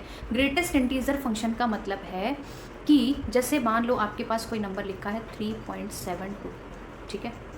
पहली बात तो ये नंबर अगर डेसिमल में लिखा हुआ है तो ये इंटीजर वैल्यू तो है नहीं, है ना, इंटीजर वैल्यू नहीं है, ये एक रियल नंबर तो है लेकिन ये इंटीजर वैल्यू नहीं है। इंटीजर वैल्यू कौन सी होती है, 2, 3, 4, 5, सीधी सीधी ये 0 और माइनस में भी आ जाए जो, ठीक है, ठीक है, इस टाइप की इंटीजर वैल्यूज़ होती हैं। अब इसका हमें क्या बताना है, इसका हमें ग्रेटेस्ट इंटीजर फंक्शन बताना है। ये मेरा फंक्शन है ग्रेटेस्ट इंटीजर फंक्शन। जब मैं इस पर ग्रेटेस्ट इंटीजर फंक्शन लगाऊंगी तो ये क्या वैल्यू देगा हमें, 3.72 का जो ग्रेटेस्ट इंटीजर होगा ना वो बताएगा हमें। क्या करता है input, greatest integer less than और कम्प्लीटली इक्वल टू x। नाम इसका ग्रेटर है, नाम में लिखा है ग्रेटेस्ट इंटीजर फंक्शन, लेकिन लेता क्या है, छोटा लेता है, ठीक है, उल्टा काम करता है। इसी तरीके से अगर आप लीस्ट इंटीजर फंक्शन देखेंगे ना तो उसका नाम लीस्ट इंटीजर फंक्शन है लेकिन वो भी उल्टा करता है, वो लेता कौन सा नंबर है, बड़ा वाला इंटीजर लेता है। जैसे मैंने यहाँ पे ग्रेटेस्ट इंटीजर फंक्शन लिखा है तो इसमें 3.72 लिखा है, इसके ग्रेटेस्ट अगर मैं बात करती तो इससे बड़ा इंटीजर क्या आता, 4 आता ना, है ना, लेकिन हम 4 नहीं लेते यहाँ पे, हम उल्टा काम करते हैं। हम क्या करते हैं, 3.72 लिखा है तो मैं यहाँ पे इससे छोटा लूँगी, मतलब कि 3 लूँगी इंटीजर, ठीक है। इसके नियरेस्ट छोटा वाला इंटीजर लेना है। अगर मैंने लिखा -1.23, ठीक है, -1.23। मुझे इससे छोटा इंटीजर लेना है, इससे छोटा लेना है। माइनस में उल्टा होता है, माइनस में अगर -1 पॉइंट लिखा है तो इससे छोटा क्या आएगा, -2 आएगा यहाँ पे। ये नहीं कि -1 आ जाएगा, प्लस और माइनस के नंबर्स में आपको डिफरेंस पता होना चाहिए कैसे कम करते हैं, ठीक है। अब देखो लीस्ट इंटीजर की अगर मैं बात करूँ, लीस्ट इंटीजर क्या करता है, लीस्ट इंटीजर को इस तरीके से डिनोट करते हैं, ग्रेटेस्ट इंटीजर फंक्शन को ऐसे डिनोट करते हैं, ठीक है। अगर ऐसा लिखा तो मतलब लीस्ट इंटीजर फंक्शन है। अगर आपको क्वेश्चन में आएगा तो वहाँ पे डिफाइन किया होगा कि ये लीस्ट इंटीजर फंक्शन है। ये क्या करता है, ये बड़ा वाला इंटीजर लेता है, खुद का नाम लीस्ट है लेकिन काम करता है उल्टे, कैसे, बड़ा लेगा। कैसे देखो, अगर मैंने इसमें लिखा यही सेम एग्जाम्पल 3.12, तो ये क्या करेगा, ये लीस्ट इंटीजर फंक्शन है लेकिन ये कौन सा इंटीजर लेगा, इसके नियरेस्ट कौन सा इंटीजर लेगा, बड़ा वाला, इससे बड़ा इसके पास का कौन सा इंटीजर है, 4 है, ठीक है, समझ आ गया। अब सेम इसी तरीके से -2.9 का लीस्ट इंटीजर अगर मैं लूँ तो इससे बड़ा क्या होगा बताओ, इससे बड़ा -2 ही तो होगा, समझ गए, बस ये करना है। और अगर आपको इसको याद करने का अच्छा तरीका मैं बताऊँ तो देखो, ग्रेटेस्ट इंटीजर फंक्शन में हम क्या करते हैं, जो हमें यहाँ पे फंक्शन के अंदर नंबर दिया है डेसिमल में, अगर वो पॉजिटिव है तो आप सीधा जो पहले जो नंबर लिखा है डेसिमल के पहले वो लिख दो, ठीक है। अगर वो नेगेटिव है तो आप जो डेसिमल के पहले जो नंबर लिखा है उसमें उससे पहले वाला नंबर लिख दो, ठीक है। यहाँ पे 1 है तो उसको 2 लिख दो, 2 है तो 3 लिख दो, ऐसे याद करना है।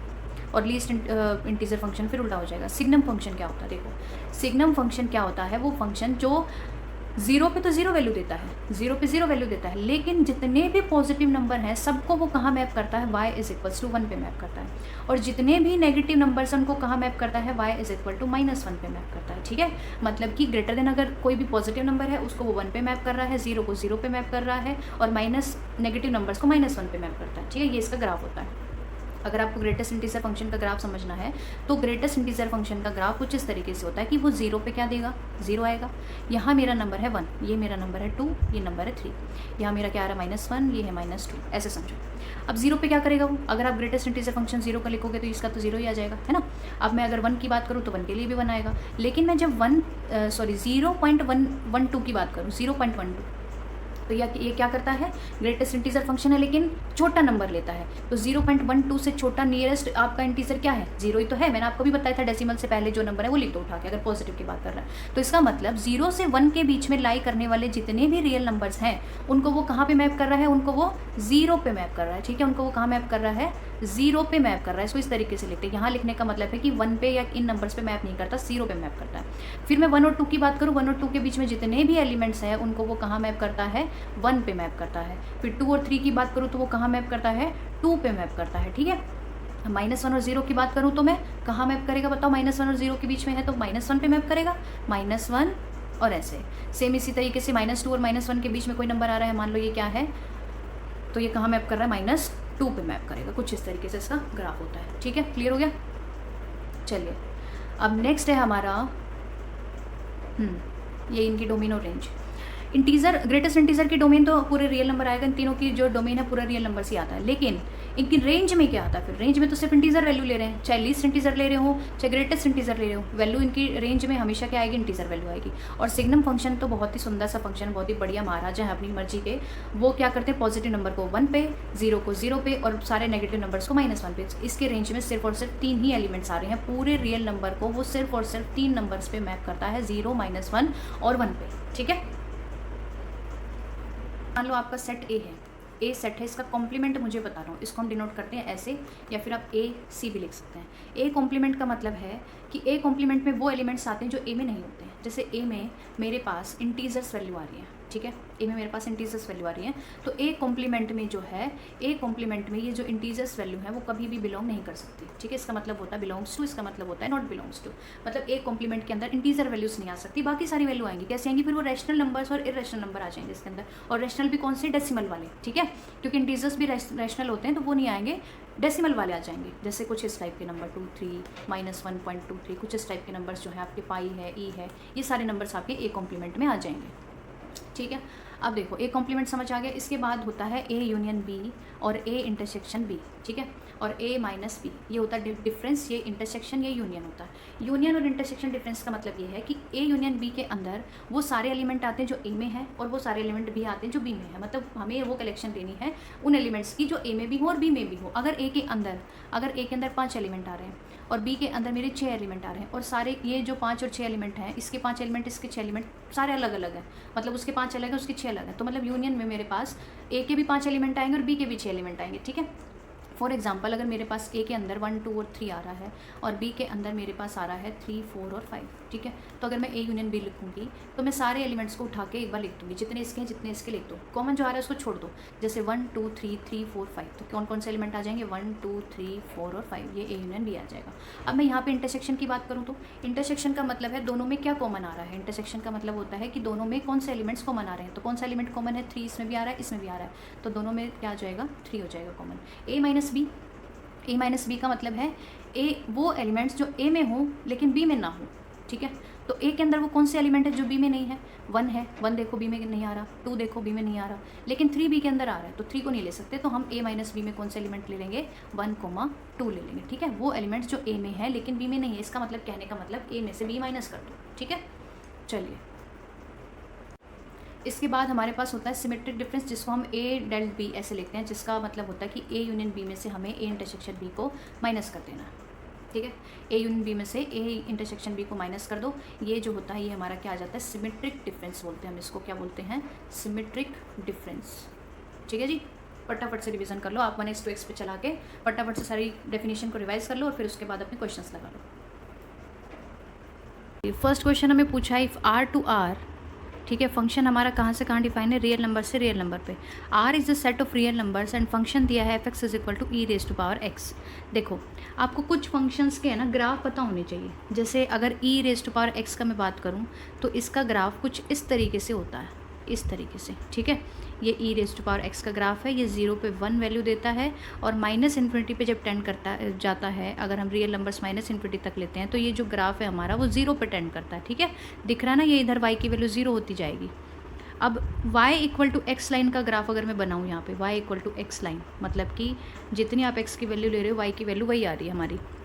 तो y इक्वल टू एक्स पे ये कभी भी देखना ई रेज टू पावर एक्स जो ग्राफ है ना वो हमेशा y इक्वल टू एक्स से ऊपर रहता है। मैं आपको आज एक वो बताती हूँ, पोलिनोमियल्स फंक्शंस के बीच में जैसे कंडीशन होती है ना, वो क्या होती है कि लॉग फंक्शन जो है वो छोटा होता है, वो सबसे छोटा होता है, उससे बड़ा होता है हमारा पोलिनोमियल फंक्शन, ठीक है। उससे बड़ा होता है हमारा एक्सपोनेंशियल फंक्शन, फिर उससे बड़ा होता है हमारा X raise to power X function, कुछ इस तरीके से, ठीक है। जैसे अब मैंने यहाँ पे क्या बोला है कि पॉलिनोमियल फंक्शन, तो पॉलिनोमियल जो है y इक्वल टू एक्स मेरा पॉलिनोमियल है ना, लीनियर पॉलिनोमियल है ये, और ये मेरा क्या है, एक्सपोनेंशियल फंक्शन है। तो पॉलिनोमियल छोटा है तो इसका मतलब ये जो है इधर रहेगा। छोटा कहने का मतलब ये है कि y equal two plus infinity पे कौन सा ग्राफ पहले टेंड करेगा, तो एक्सपोनेंशियल जो है वो पहले जाके टेंड करेगा, ठीक है, और y इक्वल टू एक्स जो है वो बाद में टेंड करेगा, कुछ इस तरीके से आप देखेंगे ना। तो ये भी इन्फिनिटी पे जा रहा है, ये भी इन्फिनिटी पे जा रहा है, लेकिन ई रेज टू पावर एक्स पहले पहुँचेगा y इक्वल टू एक्स के कंपेरिजन में। सेम इसी तरीके से ये आप ये जो है एक बार याद कर लो, आपको समझ आ जाएगा, फिर आपके लिए थोड़ा इजी रह जाएगा, ठीक है। अब इसमें पूछा है, इस क्वेश्चन में हमसे पूछा है कि ये सर्जेक्टिव है, इंजेक्टिव है, बाइजेक्टिव है या कुछ भी नहीं है, ये बताओ।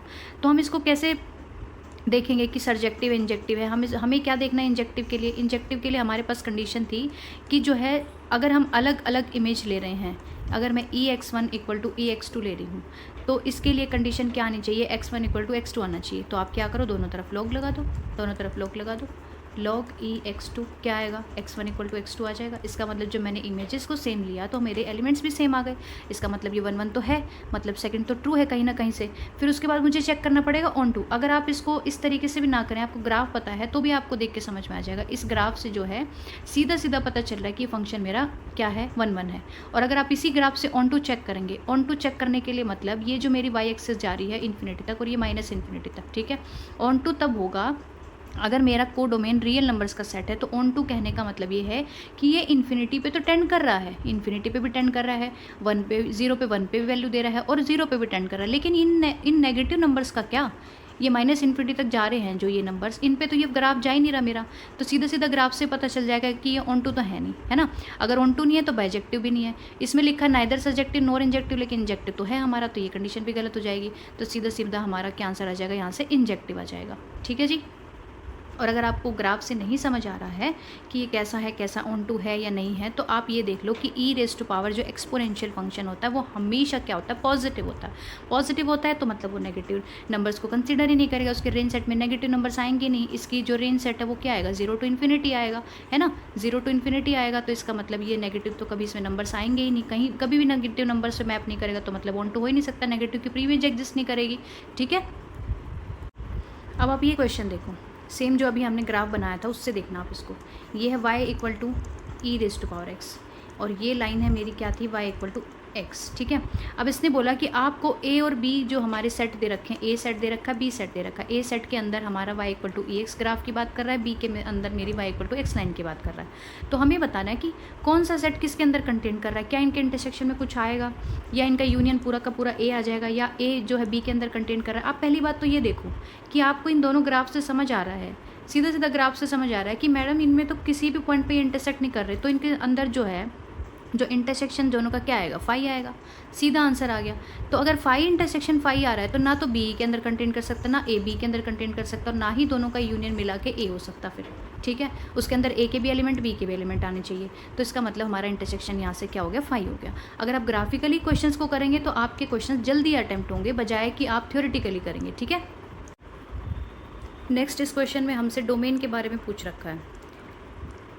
अब आप डोमेन कैसे चेक करेंगे, देखो सबसे पहले हम इस फंक्शन को उठाएंगे। ठीक है, इस फंक्शन को देखो, इसकी डोमेन क्या आएगी। जब भी आपके पास स्क्वायर रूट में फंक्शन दिखे ना आपको, जब भी आपको स्क्वायर रूट के अंदर फंक्शन दिख रहा है, तो उसके लिए कंडीशन ये होती है कि अगर हम रियल नंबर्स की बात करें, पहली बात तो ये रियल नंबर्स पे बात कर रहे हैं हम, तो जो स्क्वायर रूट फंक्शन है ना 2 - x, मतलब इस स्क्वायर रूट के अंदर आने वाला फंक्शन वो हमेशा क्या होना चाहिए, ग्रेटर देन इक्वल टू 0 होना चाहिए। इट मीन्स 2 - x के ऊपर कंडीशन है कि ये ग्रेटर देन इक्वल टू 0 होना चाहिए। इसका मतलब यहाँ से मेरे पास क्या कंडीशन आएगी कि जो x है मेरा वो क्या आएगा, लेस देन इक्वल टू 2 आएगा। ठीक है, एक कंडीशन ये आ गई। अब दूसरी बात, इस पे देखो क्या कंडीशन लग रही है। सेम मैं यहाँ पे देखूँ कि 9 - x स्क्वायर जो है स्क्वायर रूट के अंदर है, तो इसका मतलब 9 - x स्क्वायर जो है वो ग्रेटर देन इक्वल टू 0 होना चाहिए। होना चाहिए कि नहीं होना चाहिए। जब हमारी स्क्वायर की वैल्यू 9 - x स्क्वायर, अगर आप इसको देखेंगे, अगर आप इसको इस तरीके से सॉल्व करने की कोशिश करो कि यहाँ मैं लिखूँ -x square greater than equal to, यहाँ मैं लिखूँ -9, मतलब मैंने -9 ही यहाँ पे कर दिया और -9 ही मैंने यहाँ पे कर दिया। ठीक है, हमेशा इनइक्वालिटी में इस तरीके से होता है कि दोनों तरफ बैलेंस करा जाता है, ये नहीं कि एक को उधर पहुँचा दो, ये तरीका गलत है। हमेशा हमें इनइक्वालिटी में बैलेंस करना होता है। जो कंडीशन हम यहाँ लगा रहे हैं, जिस भी चीज़ को नंबर मल्टीप्लाई कर रहे हैं, ऐड कर रहे हैं, डिवाइड कर रहे हैं, तो जो लेफ्ट में करेंगे वही हम राइट में करेंगे। मतलब हमें इन दोनों को बैलेंस करना होता है, ना कि हम वैसे हम देखें तो हम क्या कर देते हैं, यहाँ से आपको लगा हो कि मैडम ने x लिख दिया और उधर जाके 2 ले गई। ये मैंने आपको बता दिया, लेकिन ऐसे नहीं करना। आप दोनों तरफ 2 माइनस करेंगे, ठीक है, फिर हम नेगेटिव साइन को हटाएंगे, तब जाके हमारी ये कंडीशन आएगी। जैसे अब मैं यहाँ पे कर रही हूँ, -x square greater than equal to क्या हो गया, 9 हो गया। अब मैं अगर माइनस को हटाऊंगी तो फिर ये मेरा बन जाएगा less than equal to 9। X square less than equal to 9 है, तो मैं दोनों तरफ स्क्वायर रूट करूँगी, यहाँ पे भी एक्स स्क्वायर का स्क्वायर रूट करूँगी, लेस देन 9 का स्क्वायर रूट करूँगी, तो मेरा x की वैल्यू फिर यहाँ से क्या आएगी, ये x आ गया, यहाँ पे क्या आएगा, +-3 आएगा, है ना, x less than equal to +-3। अगर ये कंडीशन आ रही है मेरी, तो इस कंडीशन को हम कैसे लिखते हैं, इसका मतलब x जो है वो -3 और 3 के बीच में लाई कर रहा है। ठीक है, x मेरा -3 और 3 के बीच में लाई कर रहा है, तो इसके लिए मेरी क्या कंडीशन आ गई कि जो x मेरा कहाँ से कहाँ बिलोंग कर रहा है, -3 से 3 में। ठीक है, फर्स्ट कंडीशन हमारी क्या थी, x is greater than equal to 2, तो इसका मतलब x क्या था, x बिलोंग कर रहा था 2 से, इक्वल टू भी था ना, तो 2 से कहाँ जा रहा था, इन्फिनिटी तक। ठीक है, अब ये दो कंडीशन आई है हमारी x के ऊपर। अब इन दोनों का जो इंटरसेक्शन आएगा ना, वही हमारी क्या हो जाएगी, डोमेन हो जाएगी। जब भी आपको क्वेश्चन में 2-3 फंक्शन दे रखे हैं, जैसे ये भी एक फंक्शन, ये भी एक फंक्शन है, सबकी अलग अलग आप डोमेन निकाल लो कि कौन सा फंक्शन किस कंडीशन को सेटिस्फाई करेगा, फिर x के ऊपर क्या कंडीशन आ रही है, फिर जो कंडीशंस आ रही है उनका आपको इंटरसेक्शन लेना है। तो इंटरसेक्शन आप इन दोनों कंडीशंस का कैसे निकालोगे, देखो फर्स्ट जो मेरा ये आ रहा है -3 to 3, x जो है मेरा -3 और 3 के बीच में लाई कर रहा है। सेकंड कंडीशन मेरी ये कह रही है कि जो x है मेरा वो 2 से इन्फिनिटी तक जा रहा है, 2 को भी ले रहा है और इन्फिनिटी तक जा रहा है। तो दोनों का इंटरसेक्शन क्या हुआ, फिर यहाँ से ये वाला यहाँ जो नंबर सारे वो नहीं आएंगे इंटरसेक्शन में, ये जो नंबर्स हैं ये भी नहीं आएंगे इंटरसेक्शन में। इंटरसेक्शन में सिर्फ ये पार्ट आएगा, तो ये पार्ट क्या है, 2 से 3 के बीच में, और 3 क्या आएगा, ओपन इंटरवल आएगा, है ना, क्योंकि यहाँ पे ये कंडीशन है ओपन की। तो हमारे पास ये क्या आ जाएगा, यहाँ से इंटरसेक्शन में ये आ जाएगा क्लोज 2 से 3। तो ठीक है, ये हमारा ऑप्शन यहाँ से 4 ट्रू हो जाएगा, क्योंकि हमारा जो क्या बोलते हैं उसको, हमारा आंसर आ रहा है 2, 3। लेकिन इसने आंसर में 2,3 दे रखा है, तो आंसर के हिसाब से ये सही हो जाएगा, बाकी सब तो वैसे भी सही नहीं हो सकते। ठीक है,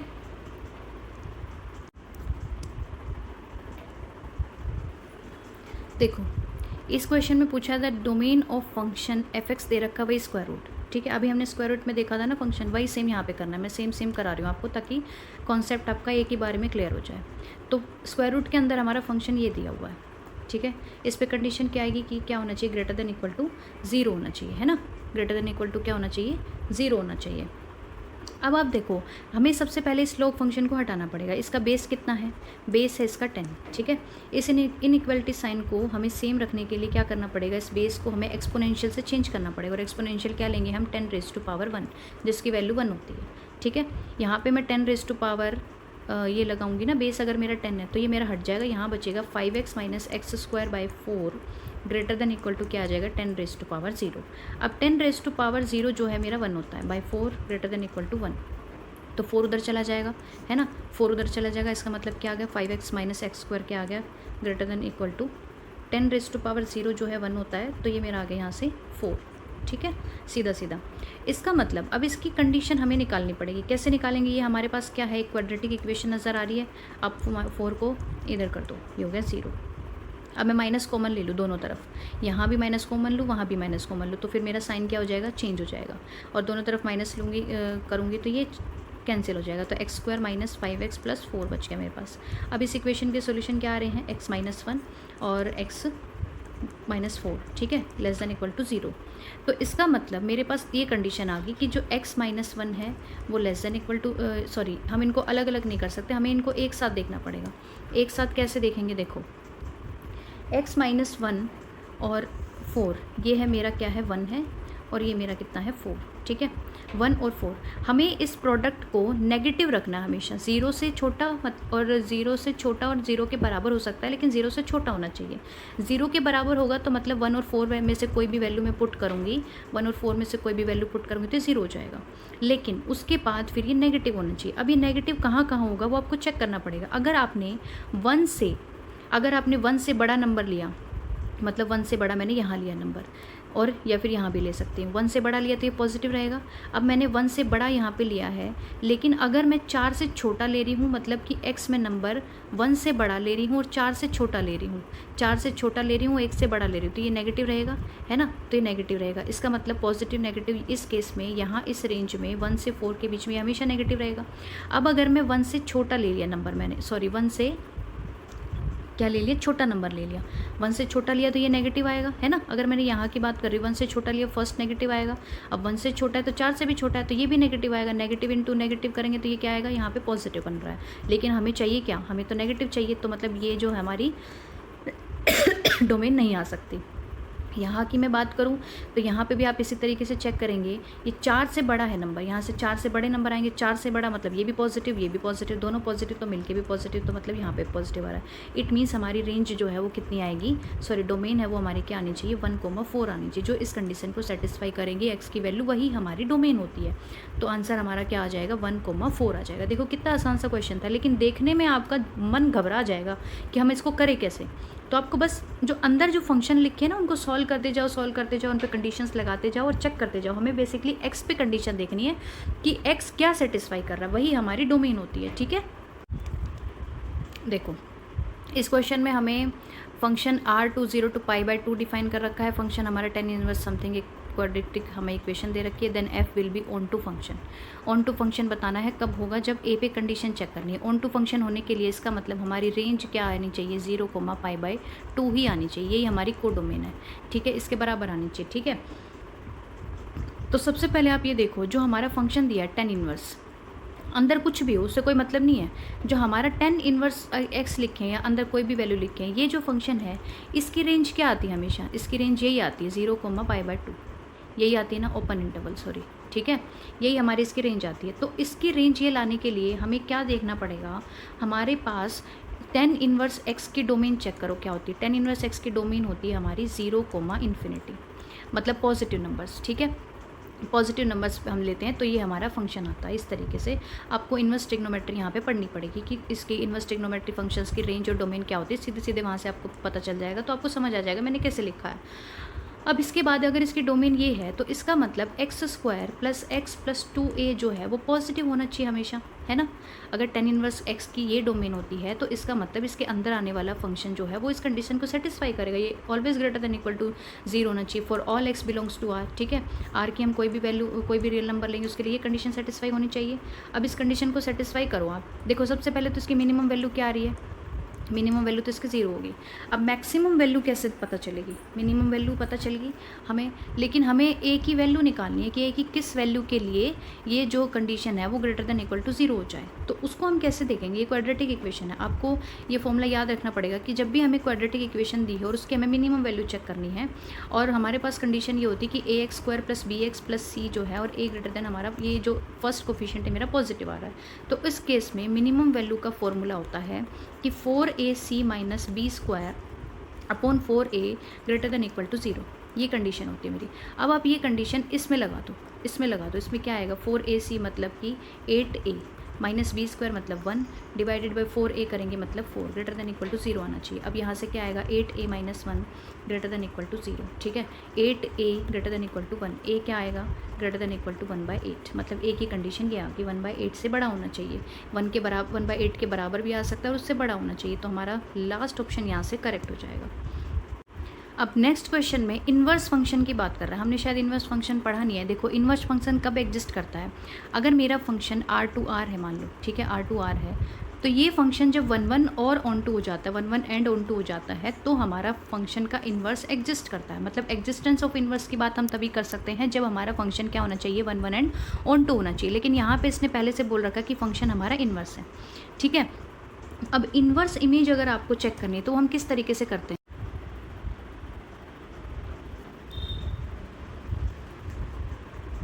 आज थोड़ी मेरी प्रॉब्लम चल रही है फ़ोन में। देखो यहाँ पे हम क्या कर रहे थे, हाँ इन्वर्स फंक्शन। तो देखो सबसे पहले हमारा फंक्शन देखो क्या है, f(x) हमारा दिया है x plus greatest integer x/2, ठीक है। आपको ये ग्रेटेस्ट इंटीजर फंक्शन समझ आ गया, अभी मैंने समझाया था कैसे हमें टैकल करना है। अब हमारे पास जो डोमेन है ना वो देखो क्या है, 4,6 है डोमेन। जब हम 4,6 यहाँ इसमें पुट करेंगे, ठीक है, 4,6 अगर मैं 4 और 4 और 6 के बीच में अगर मैं एलिमेंट ले रही हूँ, 4 और 6 के बीच में, तो आप मुझे बताओ ये ग्रेटेस्ट इंटीजर फंक्शन जो है ये कहाँ से कहाँ लाई करेगा। आप इसको चेक करो पहले, कहाँ से कहाँ लाई कर रहा है, 4/2 है ना, क्योंकि हमारा फंक्शन ही x/2 है, तो 6/2 मतलब 2 से x/2 जो है मेरा 2 से 3 के बीच में लाई करेगा, ठीक है। अगर मेरी वैल्यूज़, हमने फंक्शन का ग्राफ पढ़ा था, अगर हमारा पॉइंट 2 से 3 के बीच में वैल्यूज़ हमारी लाई करती हैं तो वो कहाँ, उसका जो रेंज क्या आएगी उनकी, 2 आएगी, है ना। इसका मतलब x/2 की वैल्यू कितनी आएगी, 2 आएगी सीधा सीधा यहाँ से। बस ये आपको कंफ्यूज करने के लिए लिख रखा है। अगर आप इसको एकदम देख के देखोगे तो आपको लगेगा यार x/2 का ग्रेटेस्ट इंटीजर फंक्शन कैसे चेक करूँ। तो आपको करना क्या, आपको सिर्फ डोमेन देखनी कि कहाँ से कहाँ तक है, उस डोमेन में इस ग्रेटेस्ट इंटीजर फंक्शन की वैल्यू देख लो एक बार कि यार ये आपका फंक्शन सिंपलेस्ट फॉर्म में आ जाएगा। अब देखो मैंने निकाल दिया यहाँ से, इसका मतलब 2 और 3 के बीच में ग्रेटेस्ट इंटीजर फंक्शन है अगर x/2, तो इसकी वैल्यू क्या आएगी, ग्रेटेस्ट इंटीजर 2 और ग्रेटेस्ट इंटीजर 3 के बीच में वैल्यू आएगी, वो क्या आएगी, 2 ही आएगी, है ना। 2 और 3 के बीच में जितने भी एलिमेंट है उनके बीच में कौन सा ग्रेटेस्ट इंटीजर फंक्शन है, 2 है, मतलब कि उल्टा करना है ना, हमें छोटा लेना है, तो 2 हो गया, तो इसकी वैल्यू 2 आ गई। बेसिकली हमारा फंक्शन क्या है, f(x) = x+2 ही है, इसके अलावा ये कुछ भी नहीं है, यही फंक्शन है हमारा। अब इसका इन्वर्स चेक करना है, जब भी हमें इन्वर्स देखना हो ना तो हमारा फंक्शन होता है f(x) = हम इसको y मानते हैं, ठीक है। आपने इस तरीके से मान लिया कि f(x) = y है, y है तो इसका मतलब दिस इम्प्लाइज y किसके बराबर होगा, x+2 के बराबर होगा। अब ये हमारी y की वैल्यू है, इस y की वैल्यू से हमें x की वैल्यू निकालनी है, जो x की वैल्यू आएगी वही हमारा इन्वर्स फंक्शन होगा। तो y की वैल्यू ये है, तो यहाँ से x की वैल्यू क्या आएगी, x की वैल्यू आएगी y-2। इसका मतलब मेरा इन्वर्स फंक्शन यही है और कुछ नहीं है। अगर f इनवर्स x की बात करूँ तो यही मेरा क्या है, तो मैं इस कैसे लिखूँगी, अगर मैं f इनवर्स x में बात कर रही हूँ तो कैसे लिखूँगी, x-2, ठीक है। ये हमारी इन्वर्स फंक्शन की वैल्यू आ जाएगी। आंसर दिया है, हाँ जी, ठीक है, हो गया। देखो नेक्स्ट हमारे पास ये 2 क्वेश्चन है और दोनों ही क्वेश्चन सेम है, रिपीटेड क्वेश्चन है ये हमारा। देखो इसमें पूछा if set contains n elements then power set में कितने एलिमेंट आएंगे। सेम यहाँ पे पूछा अगर सेट में n एलिमेंट है तो पावर सेट में कितने आएंगे। बताओ जल्दी जल्दी फटाफट कमेंट सेक्शन में लिखो कितने होते हैं पावर सेट में, कितने एलिमेंट्स आते हैं। इसका आंसर मुझे आपका कमेंट्स में चाहिएगा, मैं नहीं बता रही, मैं आपको पढ़ा चुकी हूँ तो आपको बताना है मुझे, ऐसे आपका रिवाइज भी हो जाएगा, ठीक है। हाँ जी, नेक्स्ट क्वेश्चन ये हमारा बहुत ही इंटरेस्टिंग क्वेश्चन है, थोड़ा सा दिमाग लगाने की ज़रूरत है हमें यहाँ पे। पहले देखो ये सिमेट्रिक डिफरेंस की बात कर रहा है, वो इसने ऑलरेडी डिफाइन कर दिया। अब ये बोल रहा है कि A B C B set that कि इन तीनों का इंटरसेक्शन है वो 5 है, ठीक है, मतलब एम्प्टी सेट लिखा है। The number of elements A delta B B delta C और सी डेल्टा ए में 100 एलिमेंट्स है, तो नंबर ऑफ एलिमेंट्स हमें यूनियन में बताने हैं। अब आप मुझे बताओ, अगर आप ए डेल्टा बी लिखते हो तो मतलब मैं क्या लिख रही हूँ, A union B minus A intersection B, ठीक है, मैं ये लिख रही हूँ। तो इसके अंदर कितने एलिमेंट्स हैं, 100 एलिमेंट्स हैं। अब मुझे कैसे पता चलेगा, मैं कैसे पता करूँ कि किसके अंदर कितने थे जो ये बाद में जाके 100 बन गए।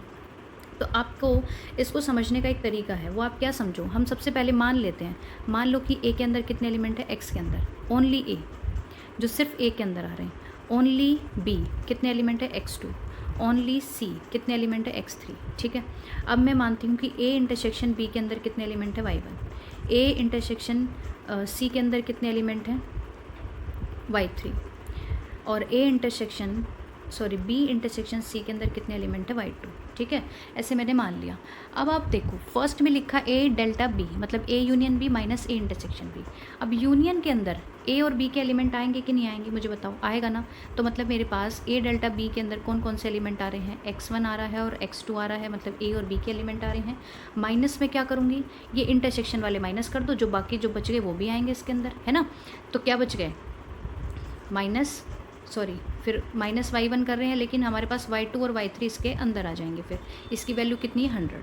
इसी तरीके से अगर मैं b डेल्टा c निकालूं तो उसकी वैल्यू क्या आएगी, x2 plus x3 plus b intersection c को माइनस करूँगी, मतलब y2 को माइनस करूँगी, तो y1 प्लस y3 आएगा, वो कितना आएगा, 100, ठीक है। अब मैंने इसको किया कि a डेल्टा c को मैंने निकाला, तो ये कितना आएगा, x3 plus x1 plus y1 plus y2 is equal to 100। ये वैल्यूज़ हमें दे रखी हैं, हमें निकालना है ए यूनियन बी यूनियन सी।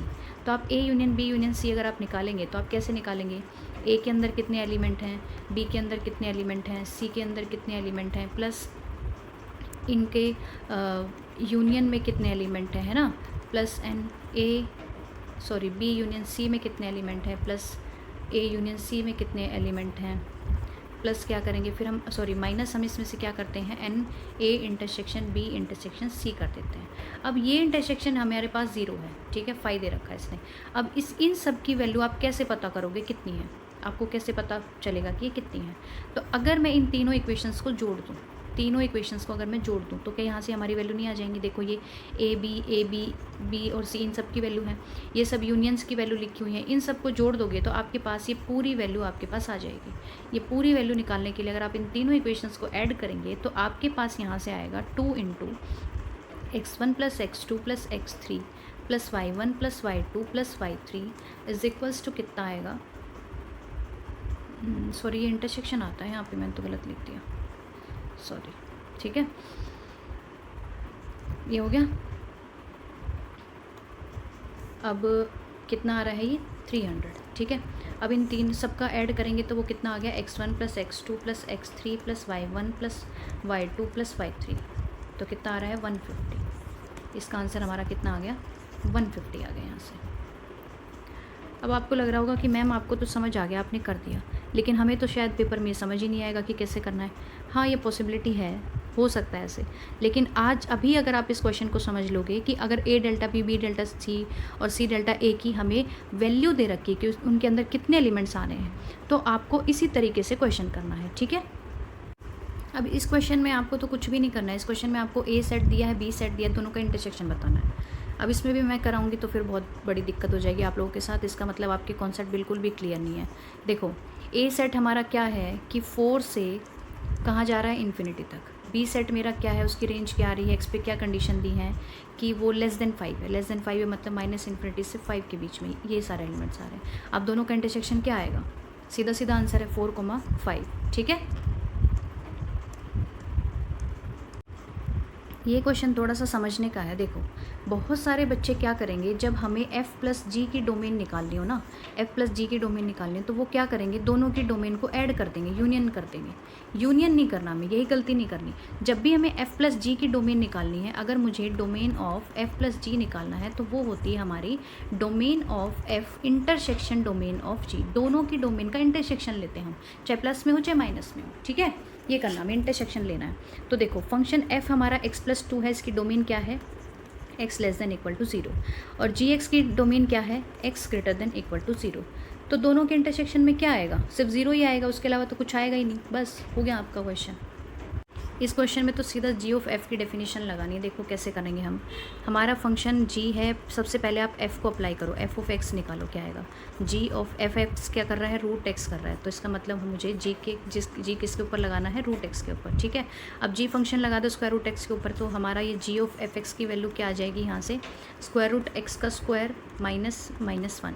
मतलब जहाँ पे हमारा एक्स है ना, फिर वहाँ पे हम स्क्वायर रूट एक्स पुट करेंगे, इस तरीके से करते हैं। तो ये हो गया -x -1, आ गया आंसर।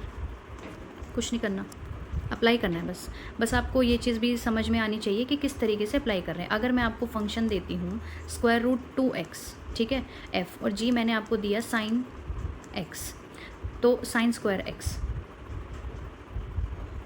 तो आप मुझे इसका कमेंट सेक्शन में आंसर बताना कि इसका जी ऑफ एफ फिर कितना आएगा, जी ऑफ एक्स इसका कितना आएगा। ठीक है,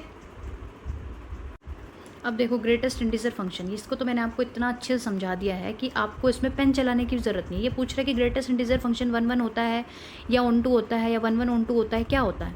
अब देखो सबसे पहली बात तो ये ग्रेटेस्ट इंटीजर फंक्शन जो है पूरी रियल लाइन पे डिफाइन होता है। ठीक है, जो हमारा फंक्शन है वो पूरी रियल लाइन पे डिफाइन होता है, लेकिन उसका जो रेंज सेट है, उसका जो रेंज, मैं यहाँ पे रेंज लिख रही हूँ, जो उसका रेंज सेट है वो कहाँ से कहाँ तक होता है, इंटीजर्स वैल्यू लेता है वो। ठीक है, सिर्फ इंटीजर्स वैल्यू लेता है।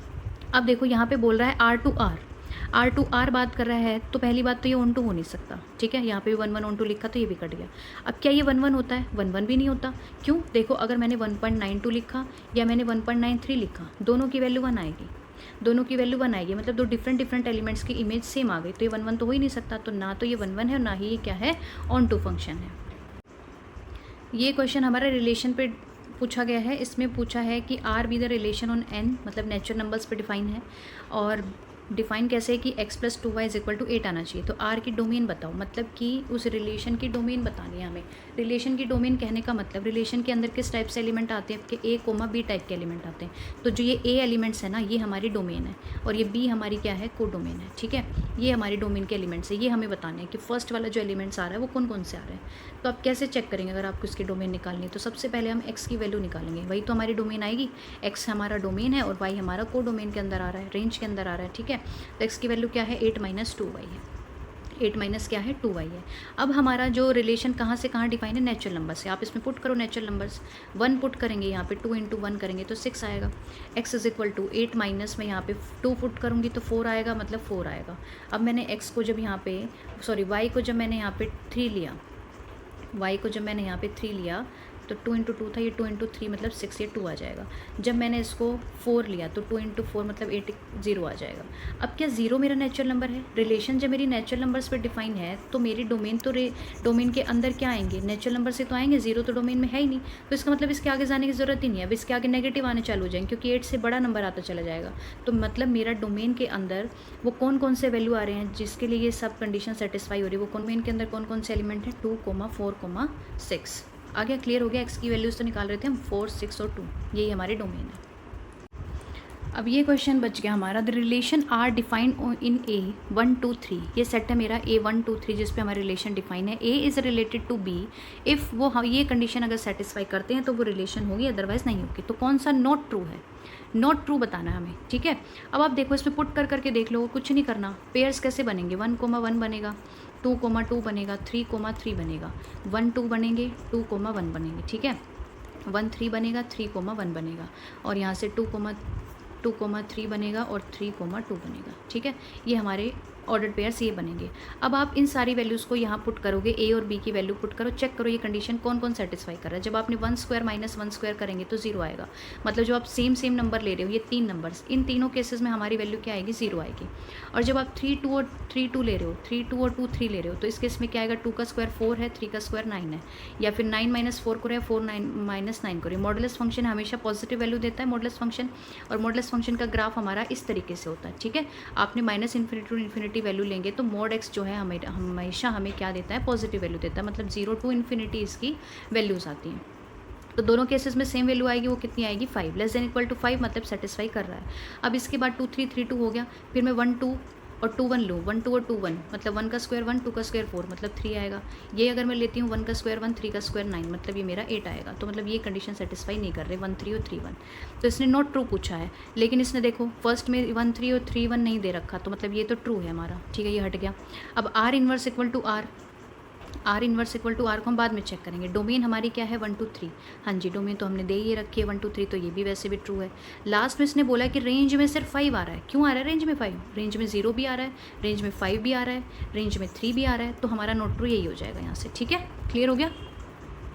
अब देखो मैं आप लोगों को ये 2 क्वेश्चन दे रही हूँ, आपको ये 2 क्वेश्चन प्रैक्टिस करने हैं। अगर आपको ये क्वेश्चन आ गई, समझ आ गई कि कैसे करने हैं, तो आप मुझे कमेंट सेक्शन में बताना इनका आंसर क्या होगा। और अगर आपको नहीं समझ आ रहा कैसे करना है, तो फिर आपको एक बार फिर से पढ़ने की ज़रूरत है, क्योंकि फिर फंक्शंस में आप थोड़ा वीक फील करोगे। और ये क्वेश्चन मैंने अपने आप से बना के नहीं दिया, ये एनसीईआरटी के क्वेश्चन है, ठीक है, ये हमारी जो एनसीईआरटी की बुक है ना उसी के क्वेश्चन है। आप एक बार ज़रूर अटेम्प्ट करके देखना, अगर आपसे हो गए तो आपका कॉन्फिडेंस लेवल बढ़ जाएगा यहाँ से। और नहीं भी हो रहे तो स्ट्रेस मत लेना, स्ट्रेस मत लेना, ठीक है, स्ट्रेस मत लेना, सॉल्यूशन देखना और समझना। जब हमारा रैशनल फंक्शन दिया हो, मैंने आपको प्लस वाले, क्रॉस मल्टीप्लाई वाले, स्क्वायर रूट वाले करा दिए हैं, modulus function, greatest integer function, E exponential function, तो वहाँ से तो आपको समझ आ जाएगा कैसे करना। ये आपका रैशनल फंक्शन है, तो रैशनल फंक्शन की डोमेन कैसे निकालेंगे आप एक बार इसको ज़रूर ट्राई करके देखना। आता है तो ठीक है, मुझे बताना कि आगे नहीं आया तो भी बता देना, ठीक है। फंक्शन हमारा ये मुझे बताओ कि फंक्शन जो है क्या फंक्शन होगा z टू z।